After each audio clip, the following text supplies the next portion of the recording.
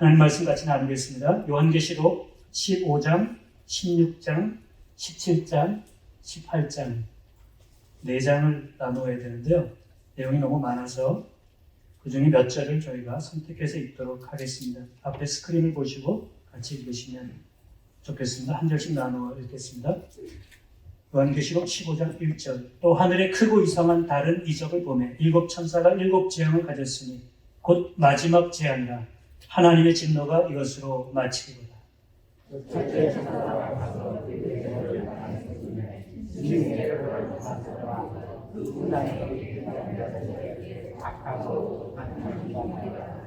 둘째 천사가 그 대접을 받아 쏟으매 바다가 곧 죽은 자의 피같이 되니 바다 가운데 모든 생물이 죽더라.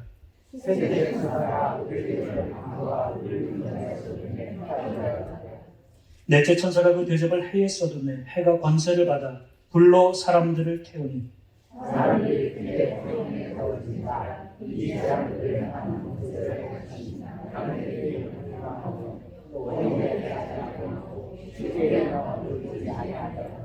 또 다섯째 천사가 그 대접을 짐승의 왕좌에 쏟으니 그 나라가 곧 어두워지며 사람들이 아파서 자기 혀를 깨물고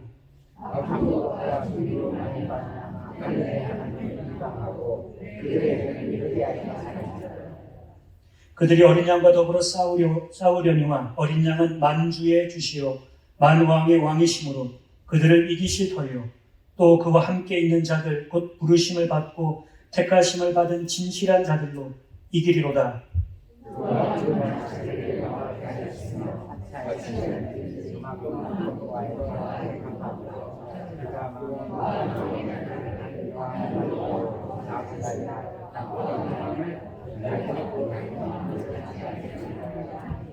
그러므로 하루 동안에 그 재앙들이 이르리니 곧 사망과 애통함과 흉년이라.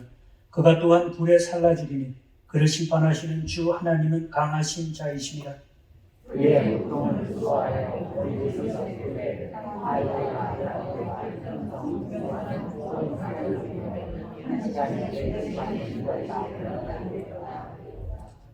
이르되 화이도다 화이도다 큰 성이여 세마포 옷과 자주 옷과 붉은 옷을 입고 금과 보석과 진주로 꾸민 것인데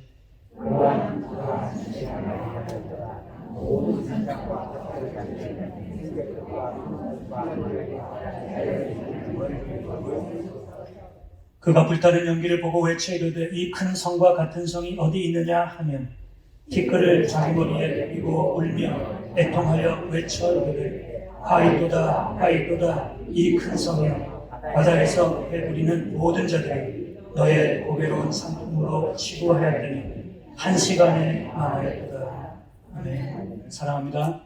사랑합니다. 제가 이제 저도 이제 좀 나이가 들어서 그런지 왜 이렇게 여러분들이 사랑스러운지 미운 것도 많을 텐데 자꾸 생각이 나요. 기도하게 되고 여러분들 사랑합니다. 여러분들 저를 위해서 기도 많이 해주시면 좋겠어요.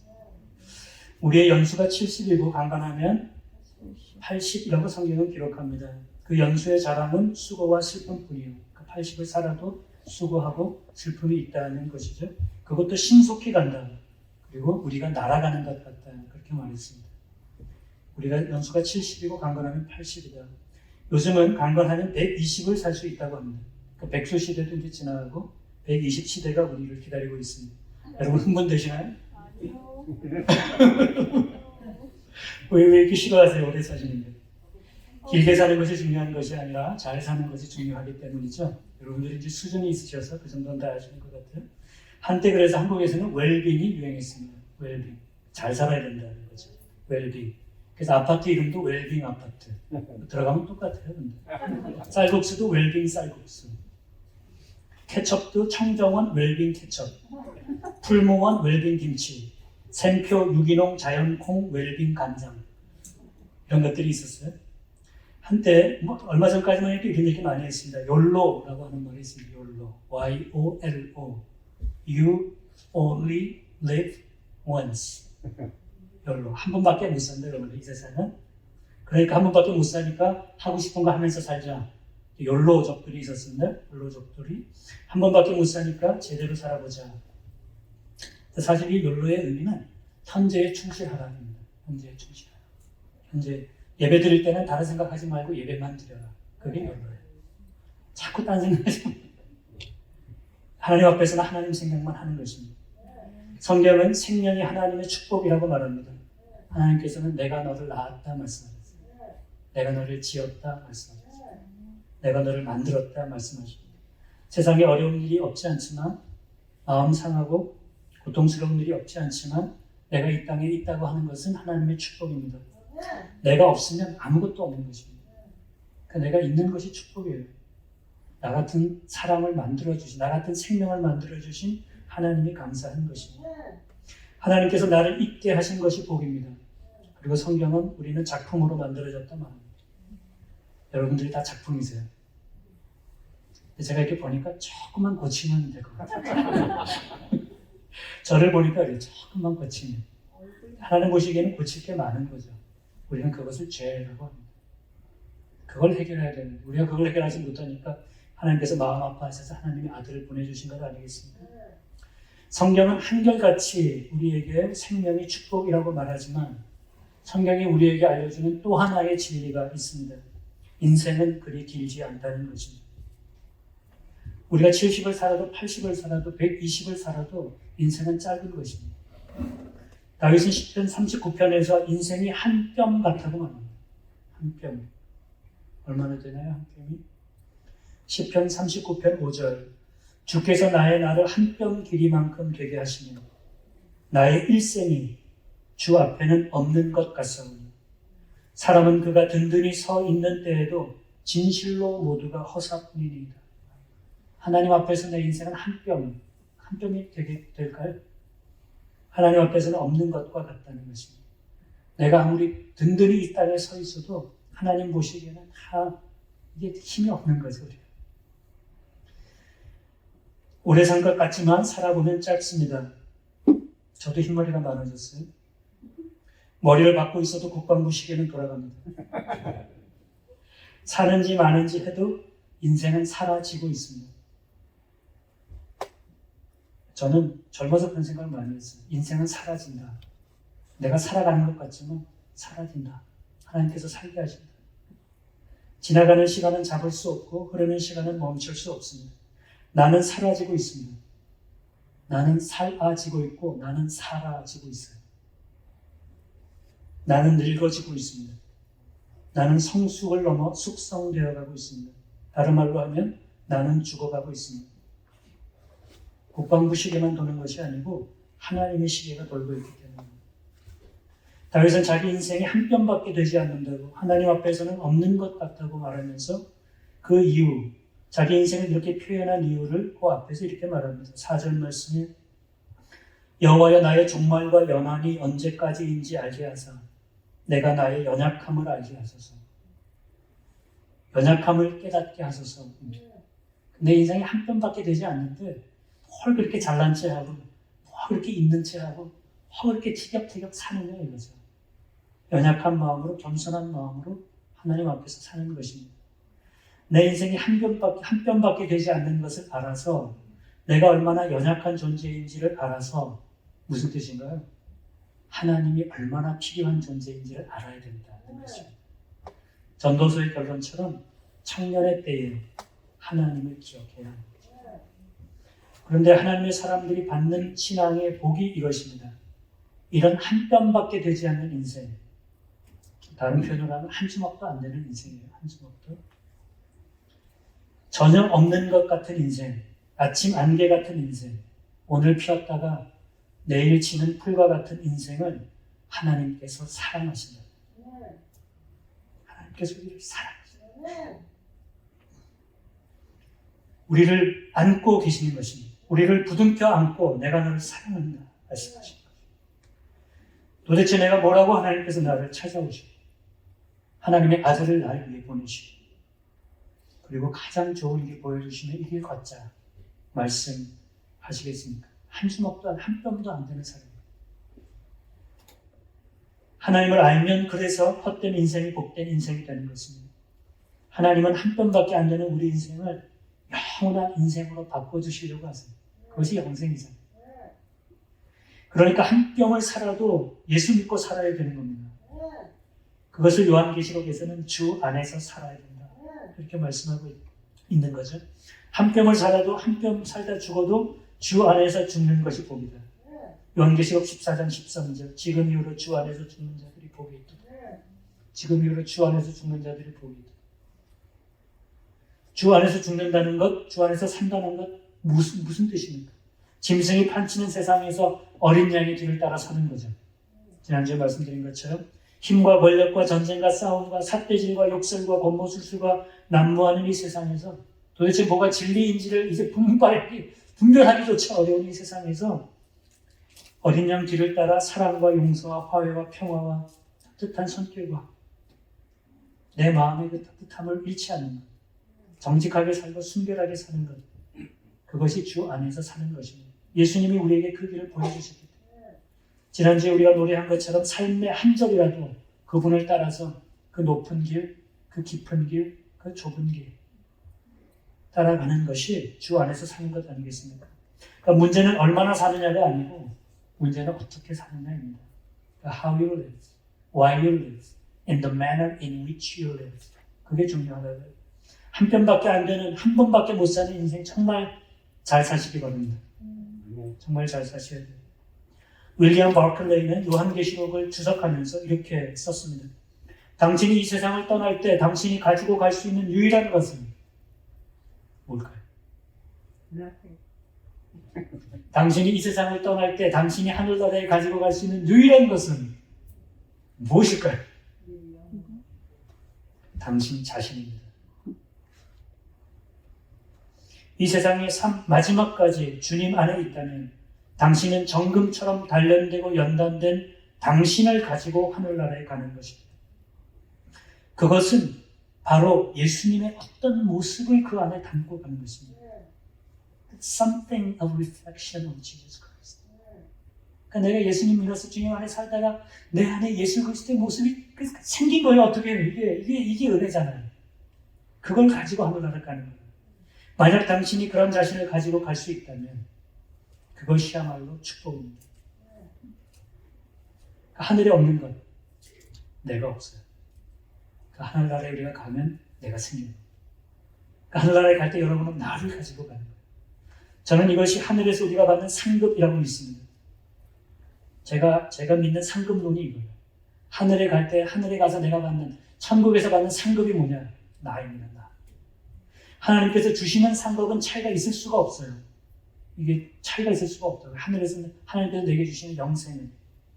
그런데 내가 가지고 가는 나는 다른 것입니다.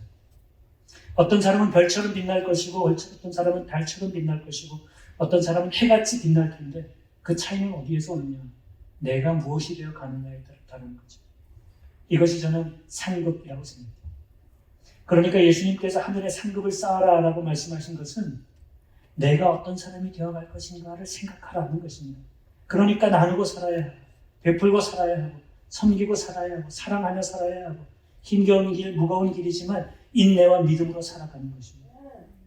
그래서 지난주에 우리가 읽었던 말씀처럼 성도의 행위가 따름이라. 행위가 따름. 내가 어떤 삶을 살았고 내가 누구인지 그것이 하나님 앞에 같이 올라가는 것입니다. 그것이 나의 상급이 되는 거죠. 요한복음 손쓰기를 하면서 보이지 않았던 것이 보이고 새로운 깨달음이 제게 생깁니다. 다시 은혜를 받아요. 그 중에 하나가 이겁니다. 예수님께서 제자들에게 이제 곧 내가 너를 떠날 텐데 근심하지 마라. 하나님 아버지께서 보혜사 성령, 영어 성경에는 번역이 여러 가지예요. 근데 helper라고 하는 말이 그나마 우리가 이해하기 쉬울지 모르겠어요. 도우시는 분, 도우시는. 이 보혜사는 진리의 영이라고 말씀하십니다. 진리의 영. 왜 진리의 영을 보내세요? 왜? 인생을 좀 쉽게 하는 영, 복권 만든 복권영, 비즈니스에 성공하는 성공의 영, 이 땅 저 땅을 정복해서 사는 정복의 영, 나한테 칼의 권리가 있는 칼의 영, 이런 것 보내시면 안 됩니까? 예수님께서 아니, 진리의 영을 보내실 거야 말씀하십니다. 성령은 진리의 영이시고 우리에게 진리를 깨닫게 하시는 거죠. 나에게 진리를 확신케 하시는 분이 성령이십니다. 성령 충만한 것은 진리로 충만한 거예요. 왜 우리에게 진리의 영을 보내셨나? 진리의 길을 걷고 싶어하는 나에게 용기를 주시고 힘을 주시고 확신을 주시고 그 길 끝까지 걷게 하시려고 진리의 영을 보내시는 겁니다. 여러분 예수 믿는다고 인생이 쉬워지지 않습니다. 성령은 내 인생을 쉽게 하지 않아요. 어쩌면 더 어려울지도 몰라요. 요한계시록 당시에 예수 믿는 사람들은 이 세상에서 찌꺼기 취급을 받았습니다. 찌꺼기보다 더한 취급을 받았어요. 예수 믿어서 쉬워진 건 하나도 없어요. 그런데 바른 길, 진리의 길을 믿고 그 길을 가는 것입니다. 얼마 전에 돌아가신 이어령 선생님, 따님 때문에 하나님 믿고 예수님 믿게 됐지만 예수님 믿어서 좋아진 건 거의 없었어요. 그분 간증하는 걸 들은 적이 있습니다. 저는 예수님 믿고 내 머리가 빠개졌습니다. 그분 뇌출혈이 있어요. 그래도 저는 감사하는 걸 배웠습니다. 진리를 깨달으신 거예요. 진리를. 그게 중요한 것입니다. 성령이 내 인생을 쉽게 만들지는 않으시겠지만 내 인생 바르게 살게 하고 예수님 뒤따라 살게 하는 것, 그것이 축복입니다. 아멘 잘 안 되세요? 이제 요한계시록 막바지 들었습니다. 요한계시록에서 핫한 이슈들은 제가 대부분 다 말씀드렸어요. 14만 4천 명, 666 혹은 616. 이 숫자가 중요한 게 아니라 지칭하는 사람이 중요하다고 제가 말씀드렸죠. 이 숫자들은 우리에게 확신과 축복의 숫자들입니다. 그 숫자들 때문에 흔들리시면 안 돼요. 이단에 넘어가시면 안 됩니다. 이런 숫자들은 우리를 격려하는 것입니다. 읽고 듣고 살면 복받는 것이 요한계시록이다 말씀하셨어요. 이제 제가 요한계시록을 성큼성큼, 그래서 오늘은 15장에서 18장까지. 15장 1절, 또 하늘에 크고 이상한 다른 이적을 보며 일곱 천사가 일곱 재앙을 가졌으니 곧 마지막 재앙이라 하나님의 진노가 이것으로 마치리로다. 마지막 진노, 마지막 심판이 15장에서 시작됩니다. 몇 개의 대접이에요? 대접이 몇 개인가요? 7개. 처음에 7교회가 있었습니다. 7인이 있었습니다. 7 나팔이 있었습니다. 기억나세요? 잊어먹지 않으셨죠?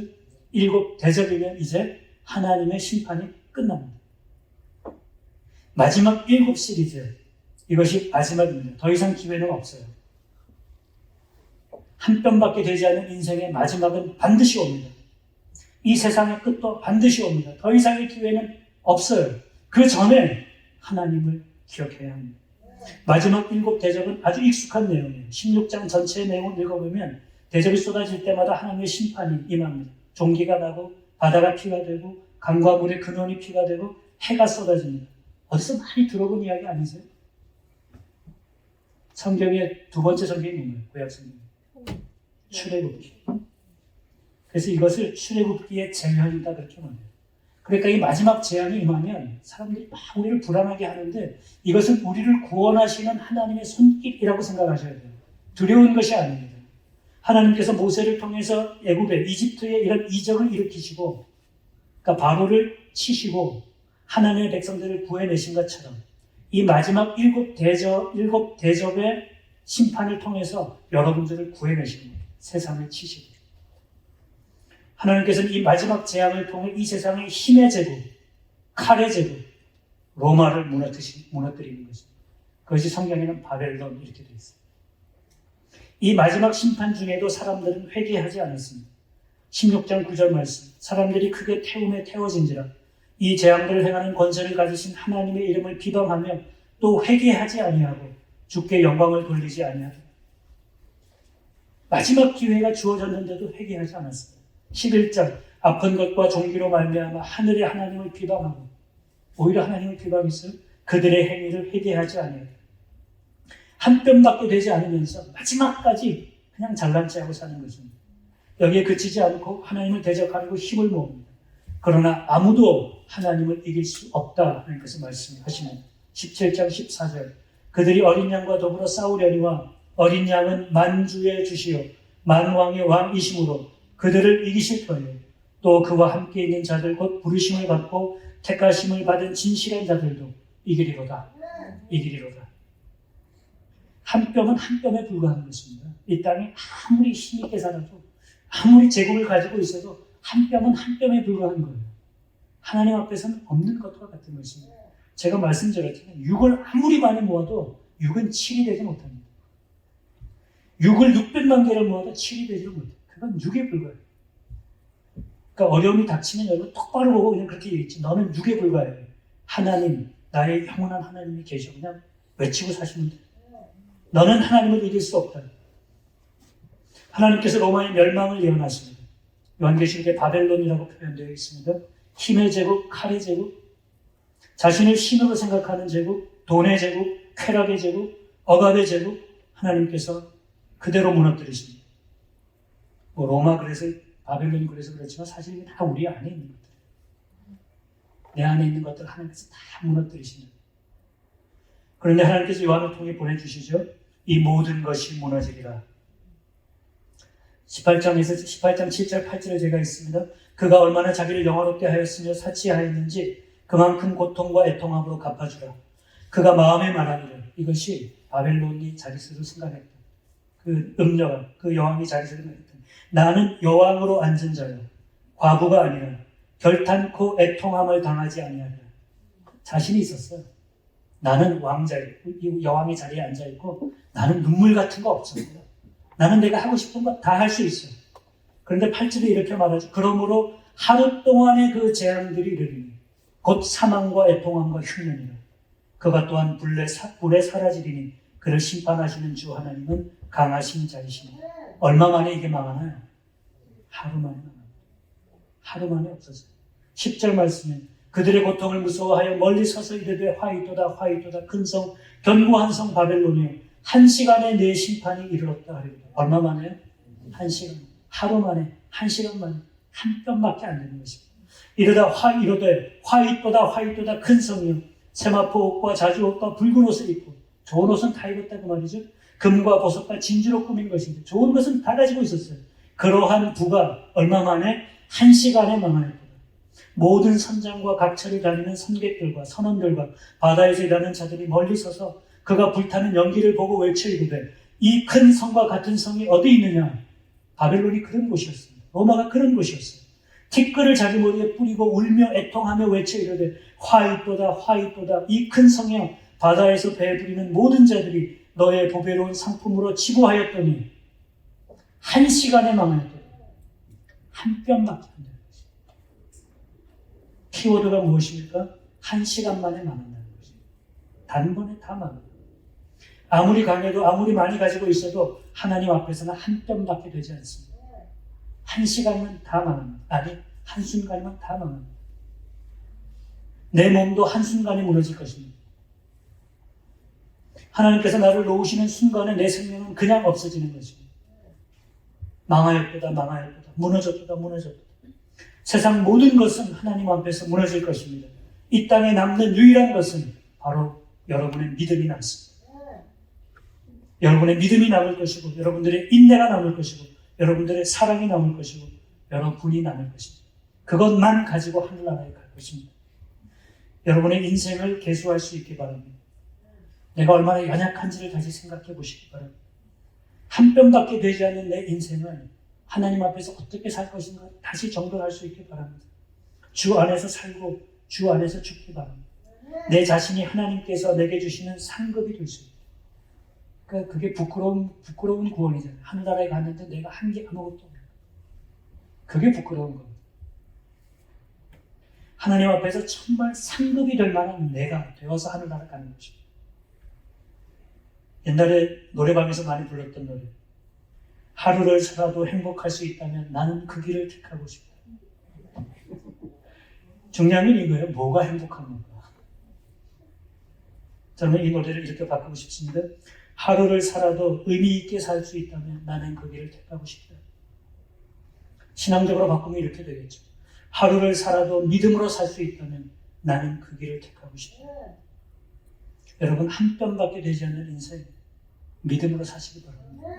이제 곧 그날이 올 것입니다. 세상은 한순간에 한 시간에 다 무너질 것입니다. 주님 앞에서 여러분 자신이 다른 어떤 것과 비교할 수 없는 가장 아름다운 상급 되시기를 주님의 이름으로 축복드립니다.